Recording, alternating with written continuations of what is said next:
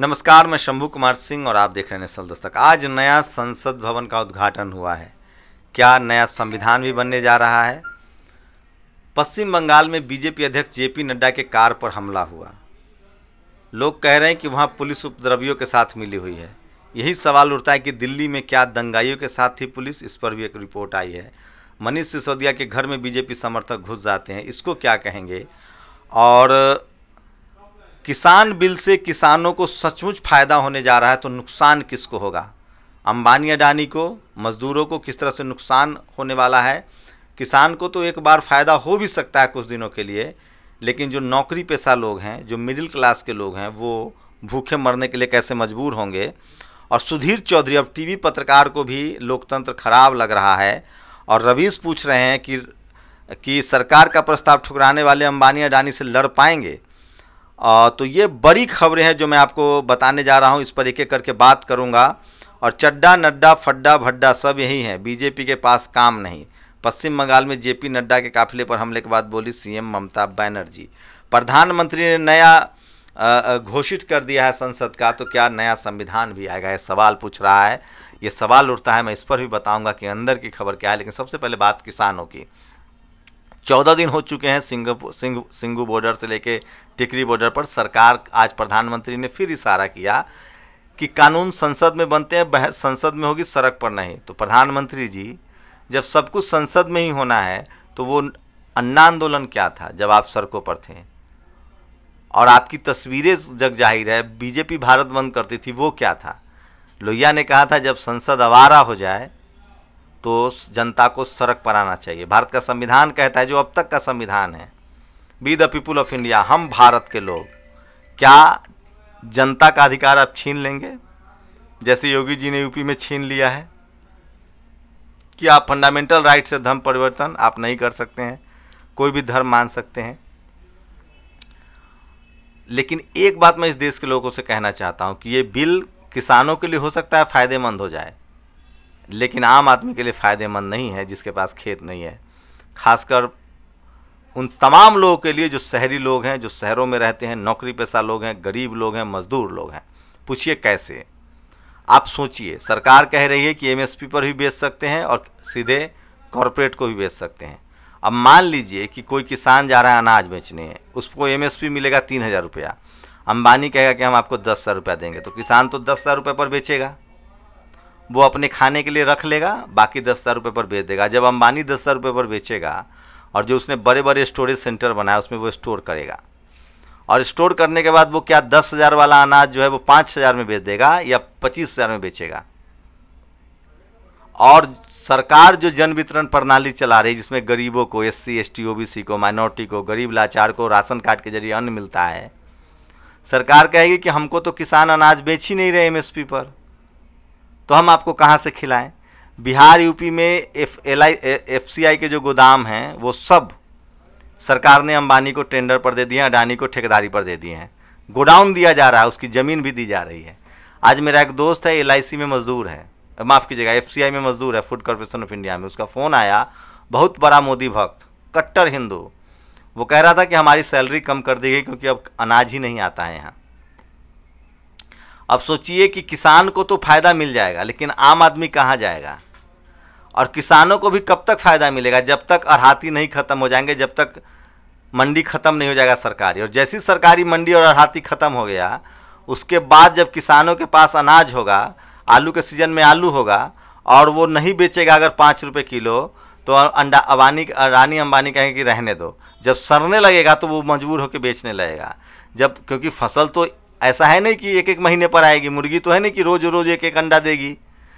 आलू तो एक बार खुदाई होगी, आलू की खेती होती है, तो आलू आप तो घर एक बार लाएंगे फसल काट कर, गेहूँ एक बार लाएंगे। आपके पास तो उतना पैसा है नहीं कि आप ज़मीन में बड़े बड़े स्टोरेज बना दें, अपना कोल्ड स्टोर खोल लें, अपना स्टोरेज सेंटर खोल लें, तो आपको तो बेचना मजबूरी होगी। तब तक मंडी ख़त्म हो चुका होगा, आप बेचने जाएंगे, वो कहेगा 5 रुपये में दो, और फिर वो स्टोर कर लेगा, फिर बाद में बेचेगा। तो दोनों के पेट पर लात पड़ेगी। फ़ायदा में कौन रहेगा? अंबानी अडानी। आपको क्या लगता है? रेल बेचा जा रहा है, रेलवे की ज़मीन बेचा जा रहा है। LIC में आपको क्या लग रहा है? पॉलिसी बेची जा रही है, ज़मीन बेची जा रही है। MTNL BSNL में ज़मीन बेची जा रही है, कंपनी बेची जा रही है, MTNL BSNL बेचा जा रहा है। सोचिए BPCL HPCL इस सब की ज़मीनें हैं शहरों में, सरकारी ज़मीनों पर नज़र है साहब, ये भी समझिए। रेलवे की ज़मीन, पेट्रोल पंप की ज़मीन, BSNL की ज़मीन, LIC की ज़मीन, सब पर ज़मीन पर नज़र है इन बिजनेसमैनों की। जियो तोड़ा जा रहा है, MTNL BSNL के टावर से जियो चल रहा है गांव-गांव में, और MTNL BSNL बर्बाद किया है। उसके दो फायदे होंगे, एक तो 5% लोगों के पास संपत्ति हो जाएगी, उसके बाद आपका आंदोलन फुस हो गया, और दूसरा होगा कि SC ST OBC माइनॉरिटी को नौकरियां नहीं मिलेंगी। ये पूरा खेल चल रहा है इस देश में, और आप इस खेल में शिकार हैं, आप पिस रहे हैं। और एक किसान आंदोलन अगर फेल हो गया तो आप यकीन मानिए आपके पास कुछ भी नहीं बचने वाला है। आपकी उल्टी गिनती शुरू हो गई, और उसके बाद नया संसद बन ही रहा है, उसके बाद क्या होगा सो मैं बता दे रहा हूँ। अब सोचिए, JP नड्डा के गाड़ी पर हमला हो गया, वहाँ कह रही है BJP कि पुलिस उपद्रवियों के साथ मिली हुई है, गवर्नर साहब ने कहा है। तो गवर्नर साहब, दिल्ली दंगे में पुलिस किसके साथ थी? जिन जिन राज्यों में BJP की सरकार है वहाँ पुलिस क्या कर रही है? योगी जी की पुलिस तो दिल्ली से आके उठा के पत्रकारों को ले जाती है। तो पुलिस का इस्तेमाल, दुरुपयोग तो BJP से कोई सीखे, तो समझिए कि लोकतंत्र नहीं रहेगा तो यही चलेगा। दिल्ली में डिप्टी CM मनीष सिसोदिया का आरोप, BJP के जबरन घुस गए घर के अंदर, पुलिस ने छलों के क्या गिरफ्तार। ये स्थिति है कि डिप्टी CM के घर में कार्यकर्ता घुस जा रहे हैं। और अब आपको बताएंगे कि दिल्ली दंगे में CPM की रिपोर्ट है कि अमित शाह के दफ्तर से दंगों को आयोजित किया गया था। सुधीर चौधरी कहते हैं कि लोकतंत्र की आड़ में शहरों को बंधक बनाने की कोशिश हो रही है। अरे सुधीर चौधरी जी, डेमोक्रेसी है इसलिए आप भी बचे हुए हैं, नहीं तो पत्रकार की भी जरूरत नहीं रहेगी, समझ गए ना। और रवीश पूछ रहे हैं कि जो जनता प्रधानमंत्री से, जिसकी वोट की ज़रूरत है प्रधानमंत्री को, उससे नहीं लड़ पा रही है, वो जनता अंबानी अडानी से लड़ पाएगी? तो अगर एक किसान आंदोलन फेल होता है तो इसके बाद इस देश में न तो कोई आंदोलन होगा, न लोग बोल पाएंगे, क्योंकि सबको डरा कर रखा गया है।